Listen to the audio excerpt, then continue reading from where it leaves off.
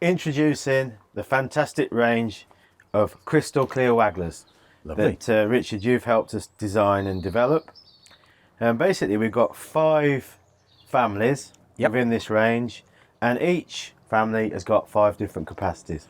The first 4 families have got 5 for river lake use. Yeah.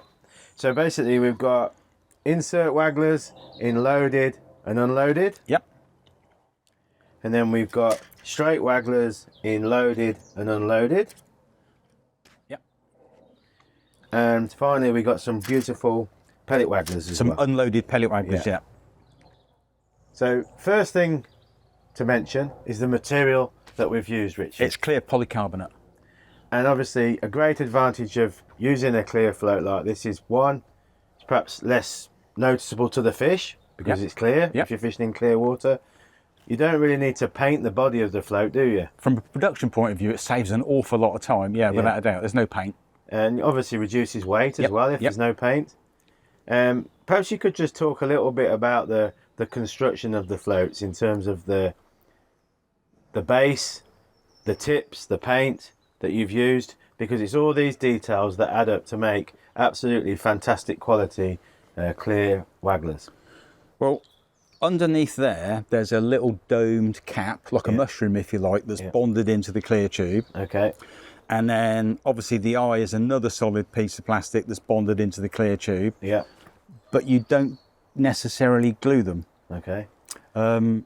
If you use a solvent, you literally weld the plastic to the plastic. Okay.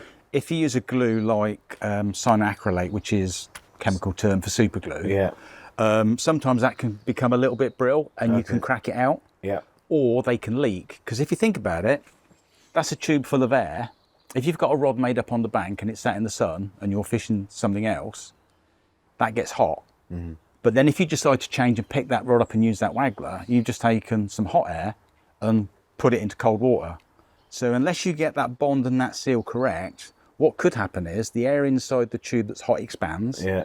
But when it hits the cold water, it goes and tries to suck in the water. Well, it can't. Yeah, so basically, this design has eliminated any leakage. Yep. And it's created a waggler that's very, very robust and reliable. Oh, yeah. And, I mean, just as a statement, you know, this range of wagglers is going to cover river fishing, natural lakes, and also commercial lakes as well, isn't it? Oh, yeah. Yeah, so it's very, very versatile, and you've obviously gone for the key capacities within each family. The most common sizes that you'd likely to use, yeah. Okay, so tell us about your thinking behind the loaded and unloaded floats. So just as a statement, can you interchange the bases? You can if you want. The eyes that are used on the unloaded are the same eye that's used on the loaded. Yeah. So if you've bought yourself a selection and you've got so many of those and so many of those, if you actually decided that you wanted to change the capacity of your float, you can take the weight off of one and put it onto the other. Which I think is really neat. And it's also fair to say that within each family of loaded floats, you can interchange the weights as well, can't you? Yes. So you can adjust the loading. Yeah. So you might want to actually have more shot down the line. Yep. And so you can swap it to a lighter loading for that given float. Conversely, you could put a heavier weight to reduce the amount of shot. Yeah, and you could have next to nothing. It makes the whole series very, very versatile. I think that's really important. Completely interchangeable. So like you said, you could take a 2 gram float, but you could put a 1.5 gram weight in it. Yeah. Well, you've got an extra, 3 number 4 down the line, or multiple 8s, or whatever you want to put, or you could do it the other way around, and you could end up with like 3 number 10s, fishing right up shallow. I really like that. I say it makes it very, very versatile for all different types of fishing, different venues, different baits, different species. Another thing to mention, I think just to sort of help out with beginners, is the difference between an unloaded and a loaded float. So a loaded float, obviously a lot of the weight for the given capacity of the float, so in order to shot the float effectively, is incorporated into the loading. Not everything, but a lot of it. But a lot of it. Yep. So what that does is it means it reduces the amount of shot needed. Yep. It makes it very neat. Yep. Perhaps reduces tangles, makes the float more streamlined, so it will cast further, cast more accurately. But there's still a place for using an unloaded float. And obviously an unloaded float, the advantage there is some situations you don't want the float to dive so deep. So the bulkier shot that you're using to make up that weight offers more resistance and stops the float from diving. Yep. So in that situation, I'm thinking about river fishing, Yep. Where you're perhaps fishing a shallower swim. You're fishing for chub up in the water, aren't you? Something like that.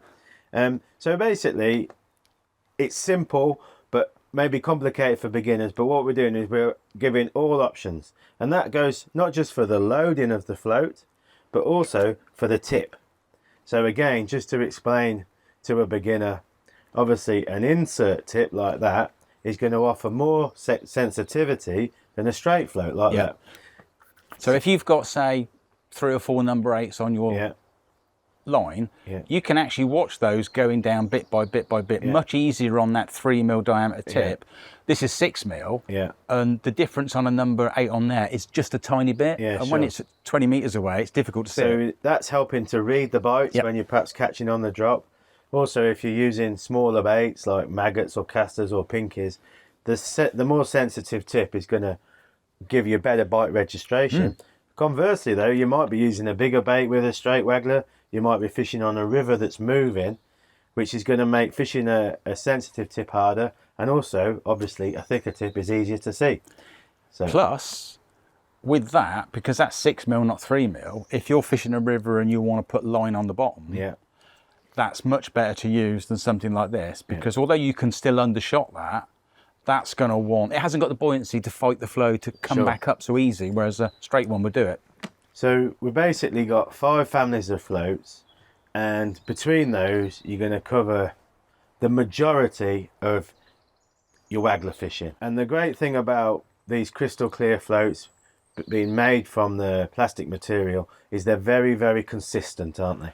So if you're swapping between, say you've got 2 floats the same, they're almost going to be exactly the same capacity. Yeah, if you've got, say, something like that, and you've got a 3 gram one on, and you wanted to change it for the next size down in that family, within something like a number 8 shot, you shouldn't really have to muck about with your trimming shot. Which I think is brilliant. But, you know, during testing, the floats, they cast very nicely, they're very accurate, very straight, and I think we've got the right combination in terms of the diameter of the body and the diameter of the tip. So I think that's going to be a very, very interesting and successful range of floats. Should we move on to the Pellet Waggler range?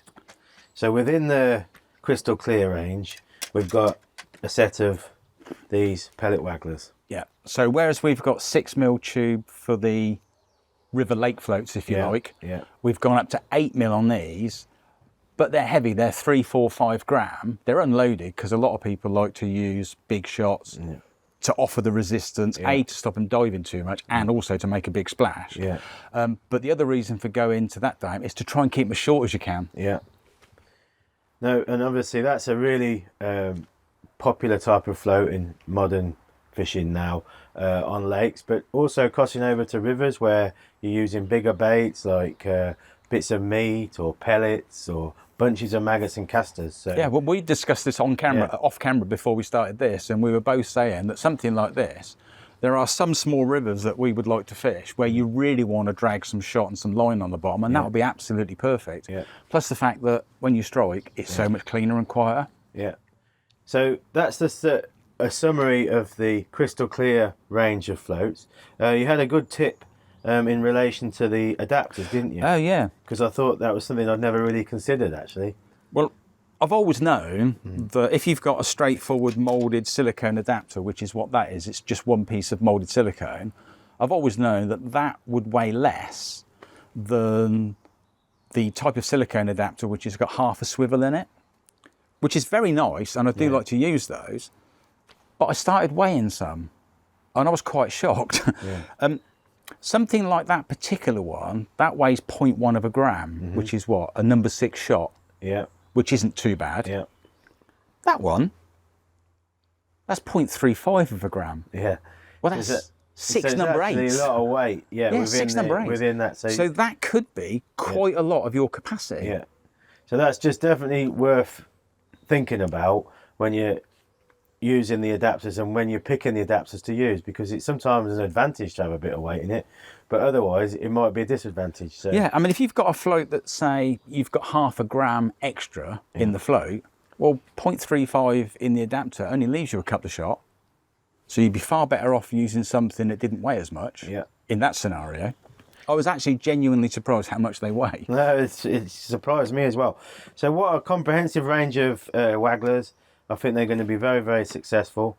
And with your input, you know, the quality that we've achieved, particularly at the price, because obviously with Edge Tackle we sell direct, which enables us to be very, very competitive on price. So check them out on the website, and look forward to using them more and more in both my pleasure fishing and match fishing. There are some yellow ones, so don't sweat about it. There are some yellow ones. Thanks, Rich. That's great.